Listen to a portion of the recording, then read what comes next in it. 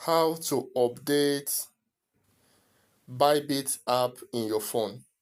So if you want to learn how to update your Bybit mobile app, you follow the steps in this video.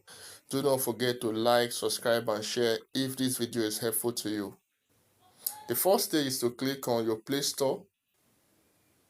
So now once you click on your Play Store, you now scroll down to where we have search close to app below. So now once you click on that, you click at the top to search for Bybit. So now once you click on Bybit, you now proceed to where we have updates to download the latest version of Bybit, and the system will automatically install the application for you. So this is how to download the latest and to update your Bybit mobile application.